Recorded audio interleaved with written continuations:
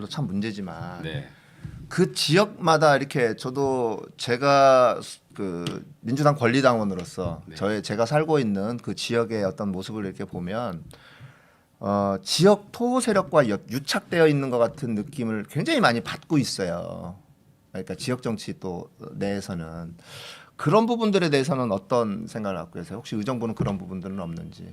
의정부 그 뭐 없다고 단언할 수 없고요. 네. 저는 그러기 때문에 네. 기존에 있는 정치인이 아니라 말씀드렸습니다만 뭐 제가 삼성에 오래 있었다는 것 갖다 자랑하는 건 일도 아닙니다. 일도 없습니다. 네. 다만 제가 드리고 싶은 말씀은 뭐냐면 제대로 훈련 받았다는 거죠. 저는 네. 어떤 그 청렴이라든지 그런 부분에 대해서 남의 돈, 남의 물건 같은 그 부분에 대해서 탐하지 않았고 정말 제대로 일을 해왔고 거기에 그 공정한 보상을 받았고 네. 그런 것들이 지금 의정부에 반드시 도입이 돼야 된다고 생각합니다. 네. 왜 그러냐면 의정부에도 지금 보면은 기존 세력들이 분명하게 있습니다. 그 우리 그 중앙 정치처럼 저는 요번에 분명히 의정부도 그분들이 두 분의 국회의원님과 함께 또 제가 만약 시장이 된다면 그런 어떤 공정하고 클린한 그런 의정부시 만드는데 제가 앞장설 겁니다. 네. 저는 분명하게 말씀드리는 것은 그분들에서 빚진 건 없습니다. 왜 그러냐면 말씀드린 대로 그분에 대해서 제가 청산을 했기 때문에 네. 과거에 그런 어떤 부분에 대해서 아까 말씀드린 세습 논란이라든지 그 부분에서 선을 걷고 네. 네. 그렇기 때문에 저는 의정부 시민이 맡겨주신다면 개혁이 어쨌든 아이콘으로서 장수봉이가 분명하게 그런 어떤 마중물 역할을 하겠다는 거 말씀드리고 싶어요.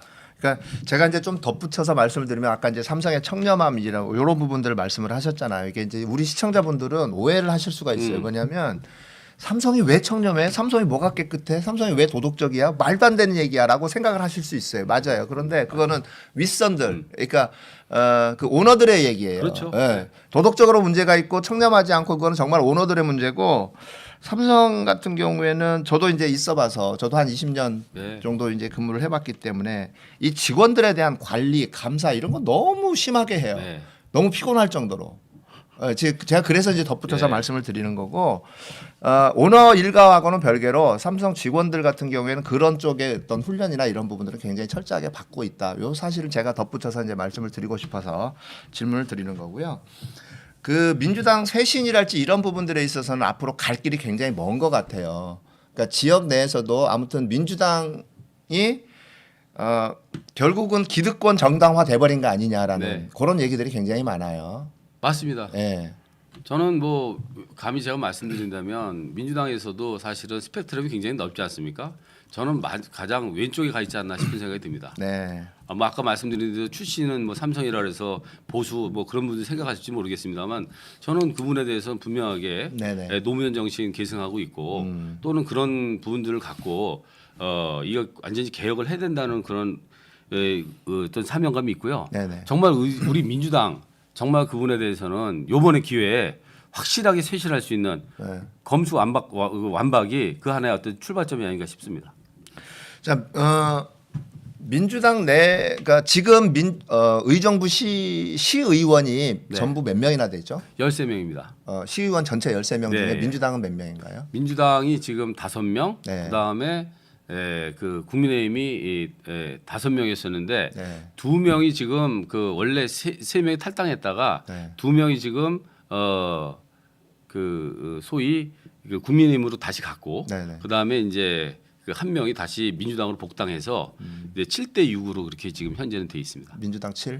아니요. 국민의힘 7, 민주당이 6. 네.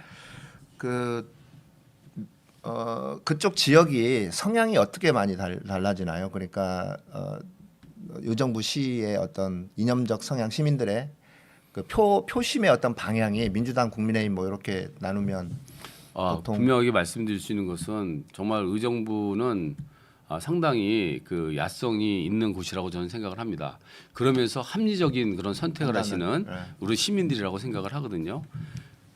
분명한 것은 지난번 그 대선 때 경기도에서도 물론 이겼죠. 우리 네. 이재명 후보가. 네. 하지만 의정부는 31개 시군 가운데서 가장 압도적으로 지금 이재명 후보의 표가 나왔습니다. 그래요. 그때 52대 43. 그건 네. 10% 차이로 저희가 그렇군요. 이겼거든요. 네. 전동 아까 14개 동에서 전동이 전부 다 이재명 후보가 승리를 했습니다. 네네. 심지어는 보수 지역인 어떤 그 흥선동이라는 곳에서도 네. 이겼거든요. 그렇기 때문에 전반적으로 보면은 민주당 세가 있다라고 보고요. 다만 그렇다고 해서 그렇게 녹록하지는 않습니다. 왜 그러냐면 의정부 시민들은 합리적으로 판단하시기 때문에 어떤 후보가 나오느냐에 따라서 그분에 대해서는 달라질 거라고 생각을 합니다. 근데 이제 또 이런 부분들이 있어요. 지금 윤석열 정부가 아직 출범도 안 했는데 벌써 네. 당선자 지지율이 뭐 40%대 초반이고 이거는 그 보통 한 출범하고 2, 3년 정도의 지지율일 텐데 네. 또는 지금 현재 문재인 대통령 지지율보다 당선자 지지율이 더 낮은 상황인 거예요. 네. 거기에 조금 윤석열 정부에 대한 물음표가 굉장히 쌓여가고 있는 상황에서 조금 득을 볼 수 있지 않을까요? 어떻게 보세요 그 부분은? 그 부분들에 대해서 우리 네. 작가님의 말씀 저도 10분 이해가 되고요. 다만 네. 저는 이번에 지방선거 결코 쉽지 않다고 생각을 합니다. 어떤 의미에서? 제가 만약에 그 당선자가 된다고 하더라도 우리 이제 여하튼 그래도 그 대통령에 대한 5월 중순에 그 5월 취임 10일 날, 네. 취임이 있지 않습니까? 그런 어떤 프리미엄도 있을 거라고 보여지고요. 또한 의정부 같은 경우에서도 지금 이제 삼선 시장이 되고 아까 고산동 물류센터 같은 부분들에 네네. 문제가 있다 보니까 사실은 좀 그 피로도도 있는 것이 사실이고요. 그렇기 때문에 결코 그런 부분에 대해서는 좀 쉽지 않다. 그렇기 때문에 좀 더 개혁적이고 그런 어떤 인물 그게 바로 저가 아닌가 싶은 생각이 듭니다. 네네 그래요.